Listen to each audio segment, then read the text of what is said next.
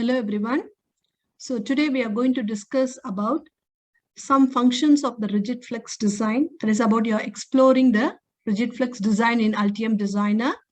I am Rajeshwari, application engineer from PCB GraphTech Singapore. So let us go to the agenda. So today we are going to discuss what are the reasons we go for rigid flex design and some of the flex materials we can use for the rigid flex design and some of the tips how to do the routing in the rigid flex. Then what type of polygon pour can we pour in the flex design. Okay, so we are going to see them, and along with that we are going to see the demo. So now we'll go for the first topic, why rigid flex. Okay, so we need to use rigid flex in our next design means there are several reasons behind it. Okay, so we have to consider the reasons like your form factor, space saver, and reduce the weight, money saver. All these factors you need to consider. First, if you go for form factor.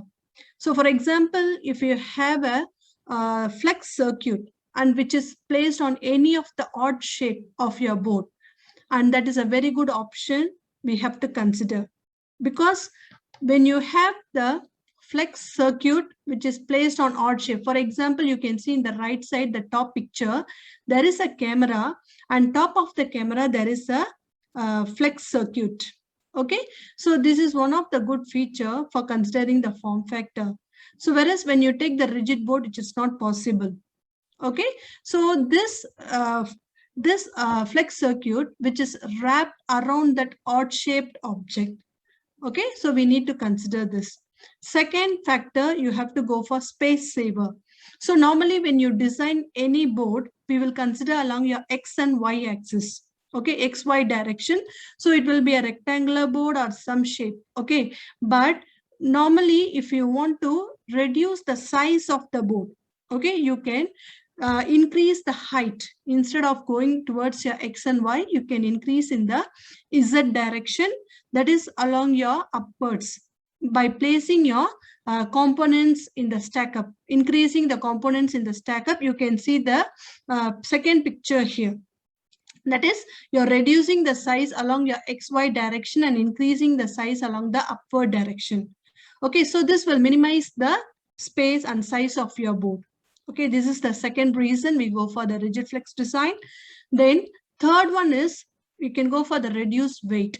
Okay, normally if you consider the rigid boards, so rigid boards, when you're connecting the rigid board to any of your connectors or cables, so two or more rigid boards, when you're connecting, the weight will be more.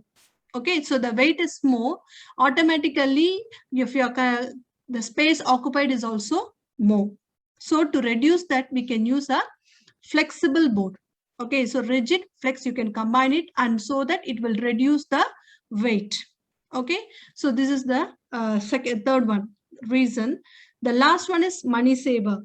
So when you go for money saver, again based on the reducing the material.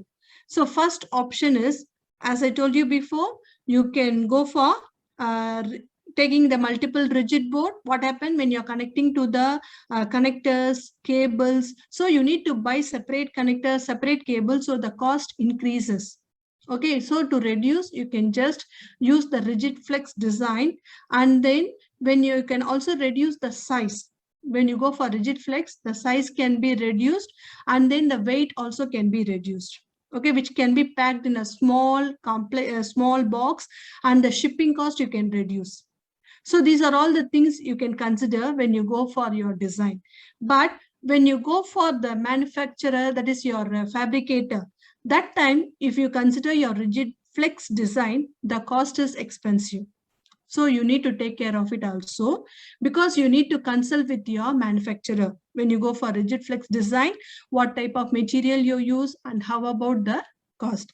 So it is not related to the manufacturer. Based on the money saver, it is related to the size and related to the space you occupy for your design. Okay. So next we are going to see what are the types of materials are available and what should we have to pick for this rigid flex design. So here we have the first one is we consider the cover lay. Okay, so cover lay is a layer which is used on the rigid flex design. Normally, this is the outer layer. In a rigid flex design, we use this cover lay as an outer layer. In the picture, you can see in the right-hand side top picture, this cover lay is used at the outer layer. And the main purpose of this cover lay is to protect your inner circuit. Okay, you can see the inner circuit here. This inner circuit will be protected by this cover lay from the damage and the corrosion. Okay, that is the main purpose of this cover lay here. As well as it acts as an isolator to the adhesive. There is an adhesive here, okay, between the cover lay and the copper. So this adhesive is used to protect your copper and it acts as a bonding agent to the cover lay. Okay, so the adhesive is placed between the cover lay and the copper. Okay, so then the main important thing is the cover lay will act like a sandwich. Okay, it's like a sandwich covering your copper adhesive, and on the top we place this cover lay. So next we have to consider very important thing is, because we are going for rigid flex design. So in the rigid flex design, the thickness is very important. Okay, as the thickness of the board increases, okay, automatically, so the thickness increases means the flexibility will start reduces. Okay, so what you have to do in your rigid flex design, if you have a sharp bend for your flex design, there is a sharp bend radius. So at that case, your cover lay on the top layer should have a very thin cover lay. That is very important. So the considering a sharp bend of radius, the cover lay should be very thin. Okay, so this is the consideration you need to do. Then coming to the signal layer. Okay, so signal layer is nothing but the copper layer. So copper layer, there are two types of copper you can use. One is electro-deposited copper, then the rolled anneal copper. So you can use these two copper in your flex design. So normally if you use a standard copper, instead of these two, if you use a standard copper in your flex design, what will happen? It will try, when you try to bend, it will break. Okay, so we don't use the normal copper. Instead, we can go for roll anneal copper. So what happens when you use the roll anneal copper? You can see the picture, the third picture here. In the roll anneal copper, you use reducing rollers, okay, to make it very uniform texture. You just press the reducing rollers to make a uniform structure and more springy. Okay, we make it more springy and then we use it, so it becomes very smooth and very nice to use for any dynamic flex design. Okay, so it is very good to use in flex design, but it is little bit expensive when you go for rolled anneal copper. Okay, so when you go for this electro deposited copper, this is can use for static flex design, meaning if you don't want to open and close regular, once a while, okay, you want to close and open like 2-month once or 3-month once, you want to just close and open your flex design, you can go for electro deposited, which is a little bit cheaper as well, okay, compared to the rolled anneal copper. Okay, you can use that. Then going to the dielectric. So when you go for dielectric material, what type of material you can use? Like polyimide, polyester you can use. So when you go for polyimide material, okay, we have to consider it is very flexible. Okay, that's flexible and it is very tough as well. So tough means you cannot stretch it easily by hand. Okay, you cannot stretch easily by hand. Also, it cannot be tear. Okay, it is heat resistant. So then it can also use under any hot temperatures. So we have so many advantages for polyimide material, but we need to consider it is a little bit expensive compared to the polyester. So polyester is very cheap, but it is not heat resistant. Okay, it is not heat resistant, and then it is less in weight as well. The polyester is less in weight, so it cannot be handled under high temperature. Okay, so when it is based on your design, you need to consider the material. It doesn't mean when I say the polyimide is very hot, tough, and it is very good, and but it is expensive, you can use it. Doesn't mean that based on your design, you can choose your materials. Okay, so here, let me show you in the software how to see your materials in your layer stack manager. So let me go for the software here, and then I have a board. Let me open the layer stack manager. So you can see the layer stack manager here. I have the rigid layer, rigid stack, flex stack. So I want to see only the flex stack. Let me go to the flex stack here. So you can see the flex stack usually has the cover layer here. Okay, so cover layer, then signal layer, then dielectric. Okay, so these three only we were discussing now. So the cover layer we can use as a top layer, which protects your inner circuit of your flex design. Signal layer is made of copper, that is can be rolled anneal copper, or it can be your electrode deposited copper. Then the dielectric can be polyimide or polyester, you can choose. Okay, so this is about your layer stack material, which you can use it in for your flex stack region. Okay, so now let me go to the slide. So here next we go for routing tips. Okay, when you go for the routing tips, so what are the things you need to consider in your flex?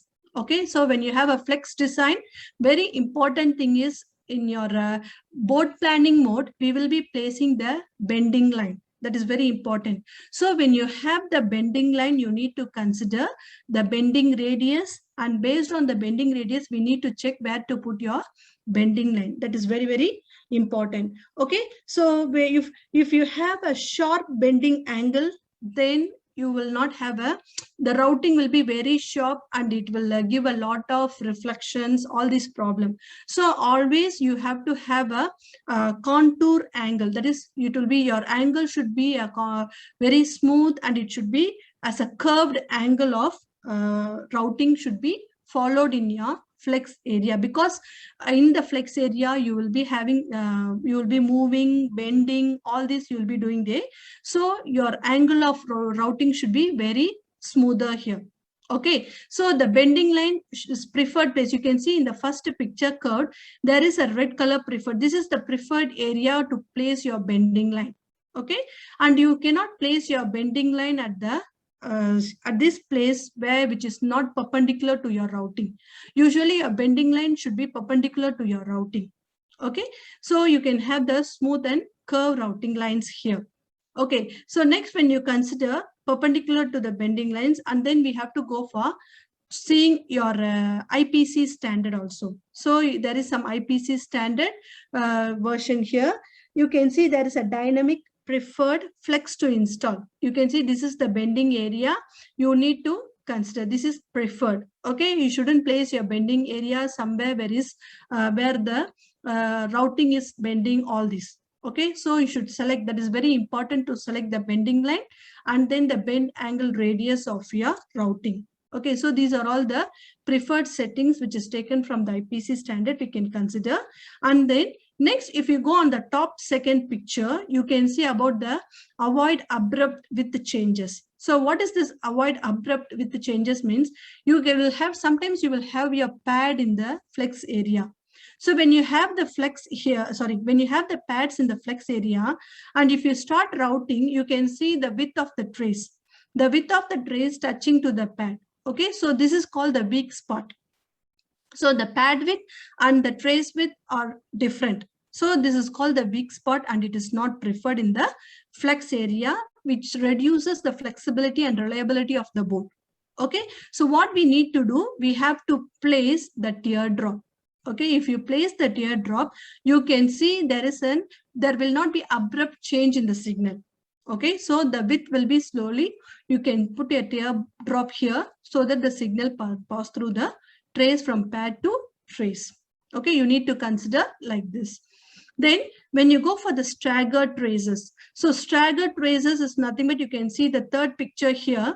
Here on the, you have a 2-layer board. In the 2-layer board, we have on the top traces, and the below you have trace. So there is a gap between the one and the other trace. Okay, there should be a maximized spacing should be there.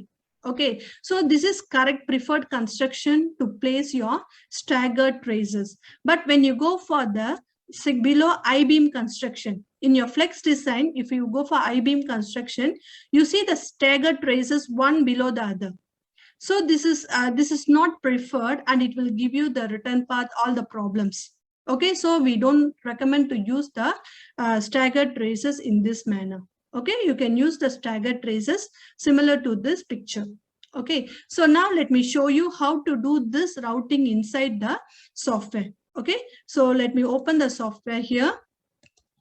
Okay, I'm going to show you. Here we have this board. So if you want to flip the board, you can press Control F to flip the board and see here.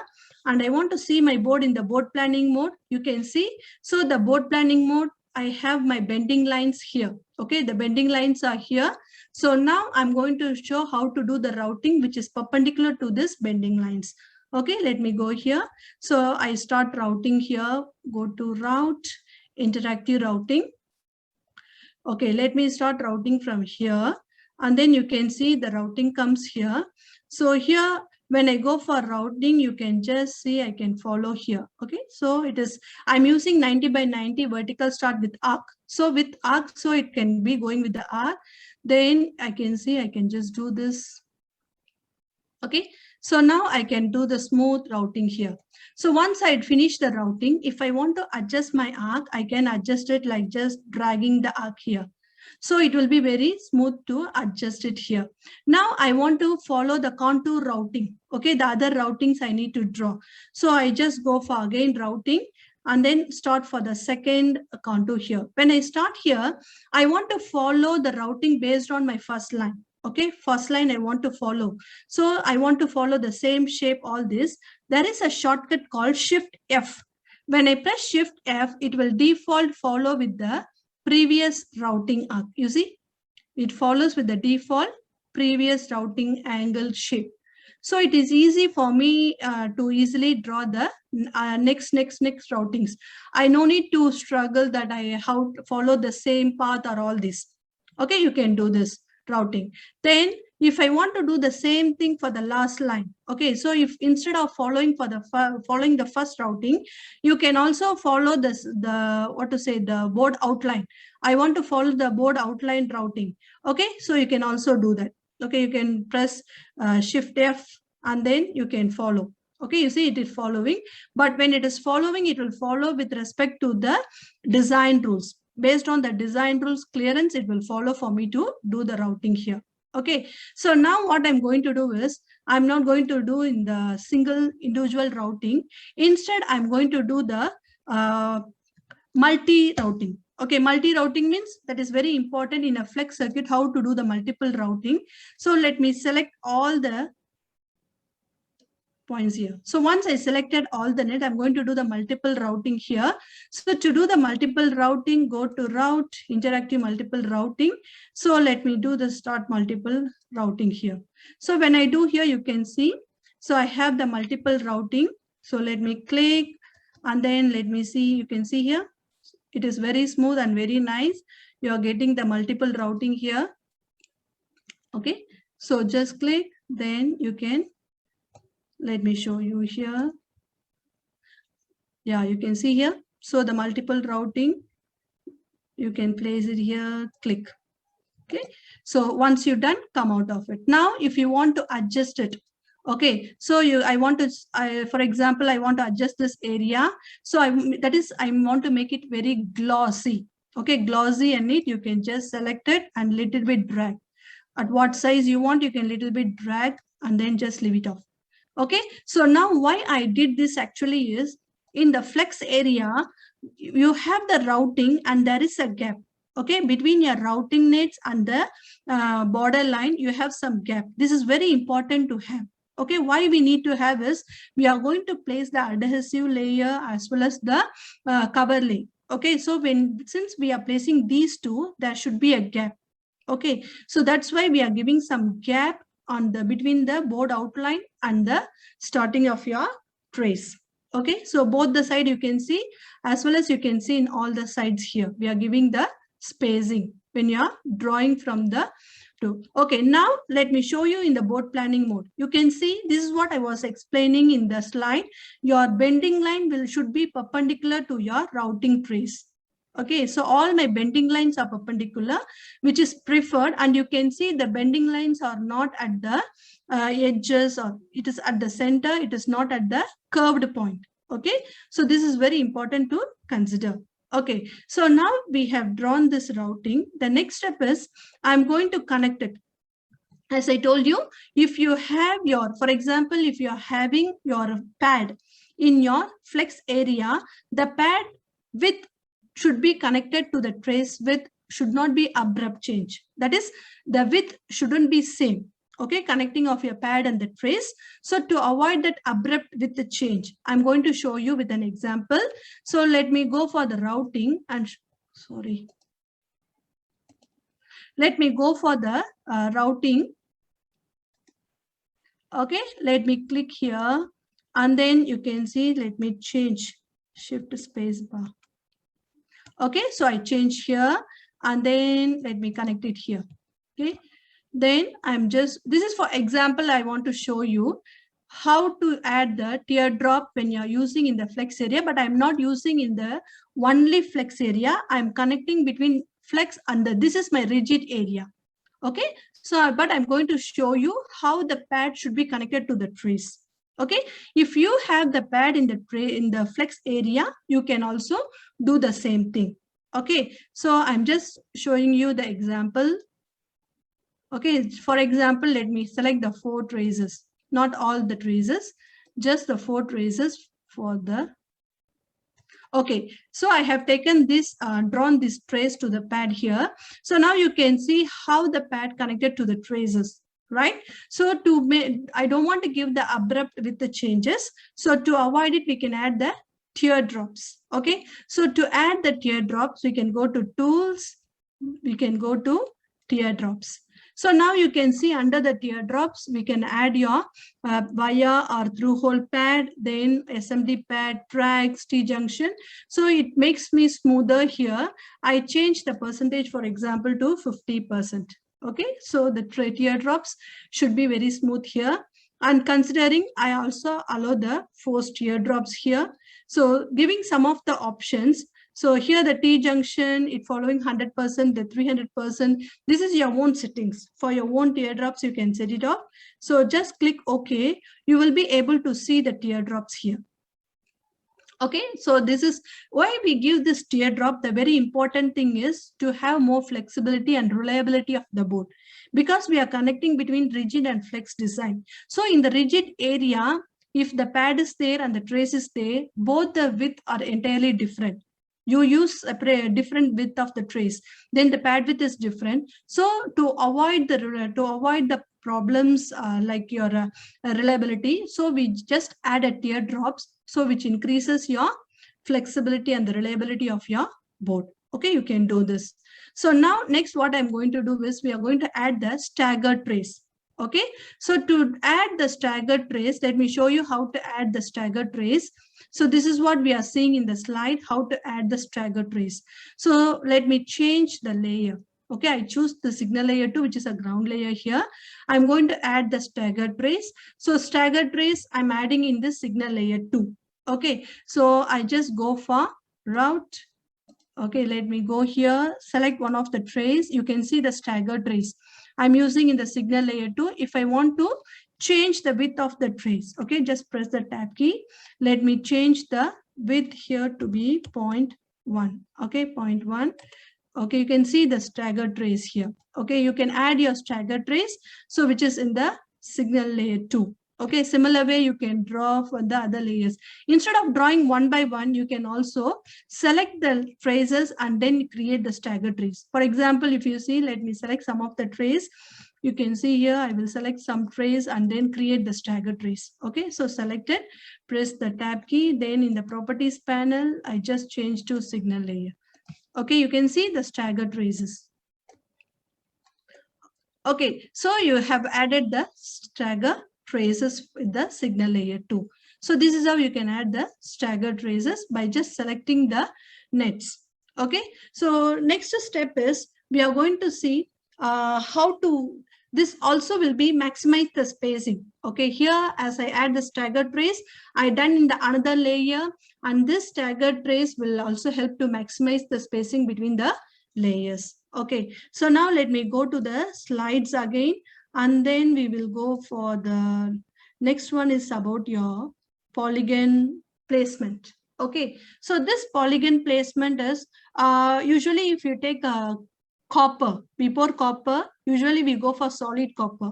So when you pour the solid copper for the flex board, it is very hard. Solid copper will be hard.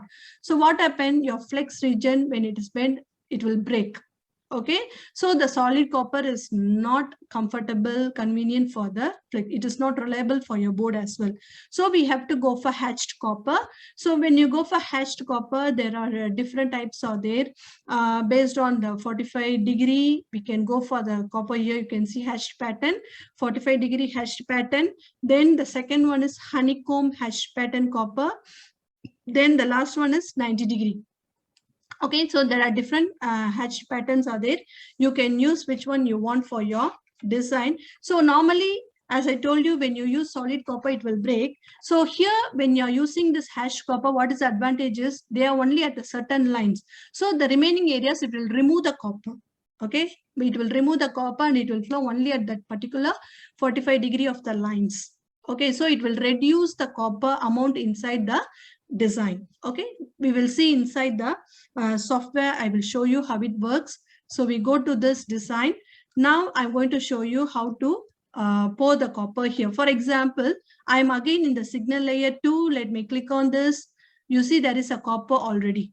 If I try to extend this copper, okay, you can see when I try to extend this copper for a certain area. Okay, let me do this. You can see automatically it is creating the copper and it is a solid copper. Okay, so there is, because this area is a rigid area and this right side is a rigid, but in between is the flex. So I cannot use this copper to be used in the rigid area as well as the flex area. Okay, so I cannot use this. Let me go for, I just go for remove this. I want to create a new copper because I'm going to create only for the flex area instead of the rigid. Okay, so to do that, let me go for copper pour and I'm going to try to create it. So here you can see, let me do here from the top. Okay, okay, let me do here.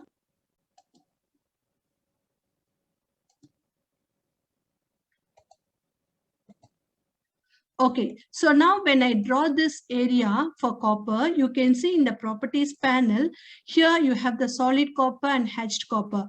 So now I need to connect it to the net. So let me click on the edit net and I use the ground net. Okay, so I'm using ground net and the signal layer 2, it is a hatched copper, but you can see the copper poured is in the horizontal lines. So you can use the horizontal copper, but you can see there is a trace and the copper. Some traces are below the copper and some traces are away from the copper.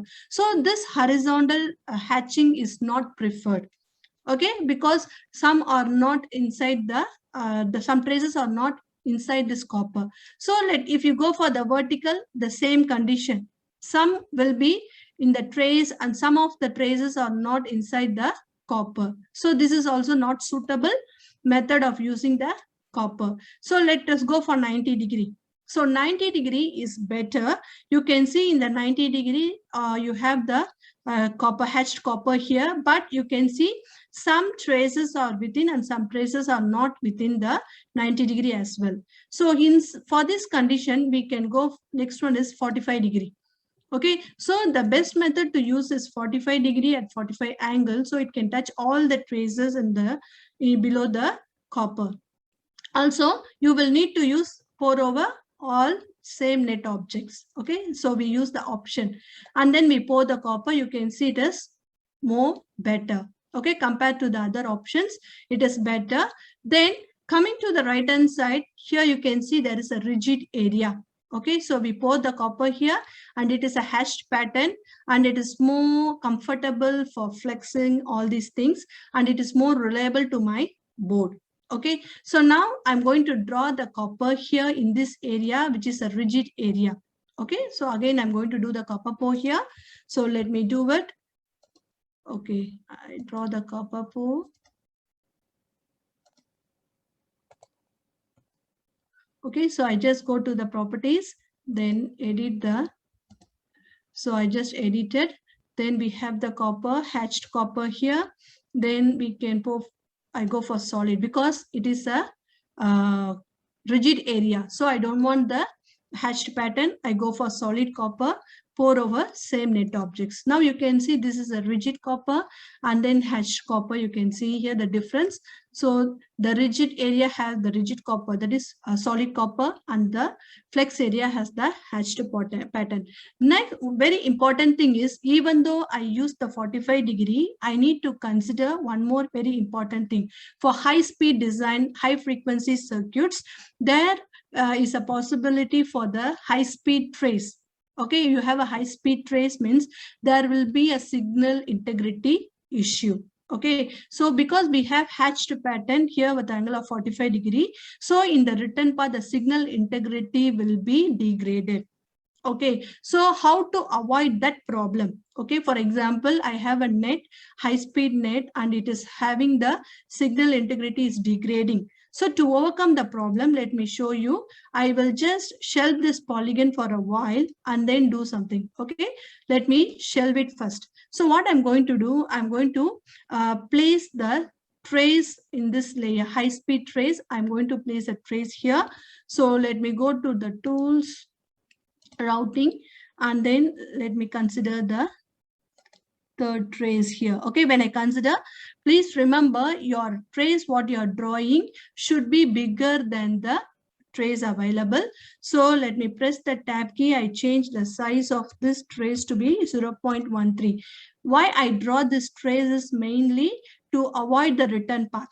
Okay, to avoid the return path for the high-speed net, meaning I'm considering the third trace as a high-speed net. So to avoid the return path problem, I'm placing the solid copper as a trace net inside this ground layer. Okay, to avoid that problem. So let me, okay, change the angle of routing. Okay, so ignore obstacle. Okay, let me do here, shift space bar.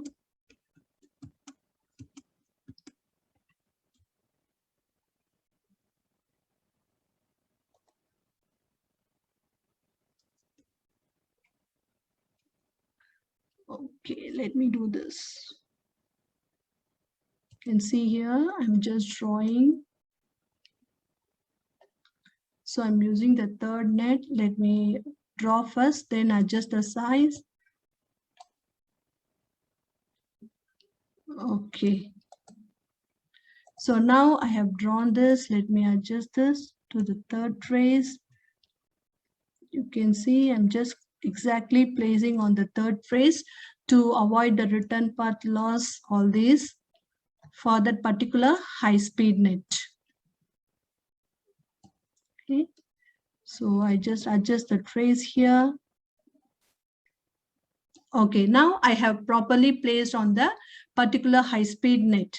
Okay, so now let me bring in the copper pour. So I just, to bring in the copper pour, right click, polygon action, go to the polygon manager. So here I have shelved this, so I bring it back. So, okay.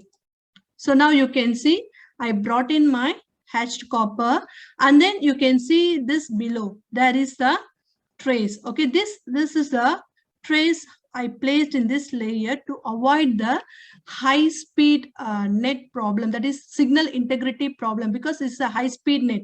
Sure, it will have the return path problem. So to avoid it, I place a solid copper in this layer behind that particular net. Okay, you can do this here. Okay, so this is how you can place your copper. And then next, one more important feature we are going to see.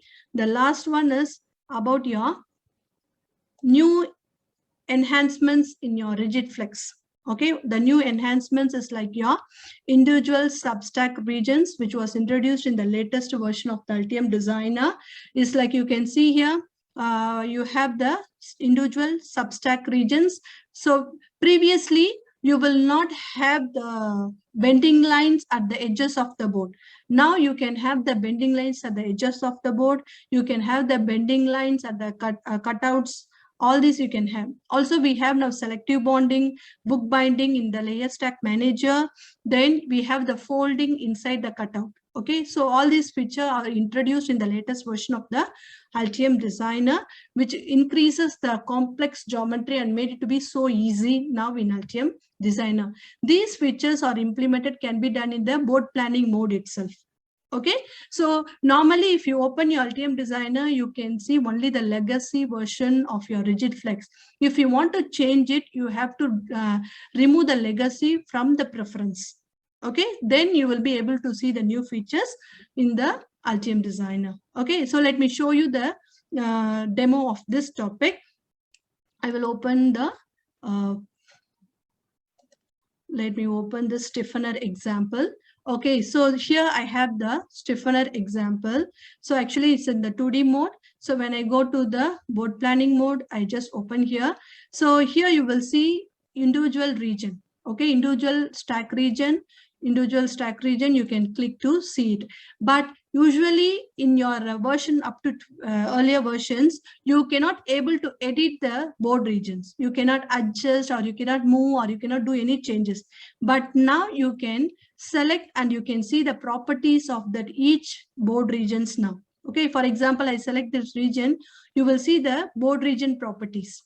Okay, and if you want to change the color of the particular region, you can select it and change the color. So the color change, you can see it here, and what layer stack is used, all the information you can see, whether it is the priority level and whether it's 3D locked or not. Okay, then if you want to adjust select the second area, for example, let me select this, and then you see I want to adjust the size of this stack region. You can adjust the stack. Okay, you can see here when you're adjusting. Okay, let me see the properties panel. I think in the properties is all layers selected. Now let me select this, and then let me here move it. Okay, you can see there is a dot here. Just click to place it at the end of this. Okay, so you can adjust the size of the board region. This feature was not available in the earlier versions. So now you can adjust your board regions. All these can be done in the board planning mode itself. Okay, next thing is, if you want to add the stiffener, now you can add the stiffener for your rigid flex design inside your layer stack manager. So you can go for design, layer stack manager. Okay, so now let me see the flex area. So R2 plus stiffener. If you want to add your stiffener, you can go for add, and then you can add your stiffener here or adhesive here. Okay, so stiffener is normally will be like giving some rigidity of your flex area. Okay, just you want to increase the rigidness in the flex area, you can add the stiffener. Okay, that is the main purpose of it. You can use it there. Okay, that is the rigid stiffener example. Next one is about your cutout area. Okay, this example I'm going to show you is, let me go to the board planning mode. You see there is a rigid area. Inside the rigid area, you have the flex as well as the board cutout. Okay, you can click here to see the regions. You can see the region, the properties of each area of the board. So if you click, you can see the properties of this rigid board. Then if you want to see the properties of this rigid or flex area, you can click, you can see F3 R1. So if I click F3, you see the properties. This is flex 2. Okay, the flex 2 area, and then what is the priority level, and what is the flex used for this layer stack, all this information. Okay, you can see it here. And then the main advantage is, now you can see the bending line here. So the bending line can be placed in the cutout, and the bending line placed at the end of the board as well. Edges of the board, you can place the bending line. These are the new enhancement features introduced in the latest version of Altium Designer. Okay, so you can see the priority level. When the high priority level is given, so they will follow based on the bending in 3D view. They will follow this priority level.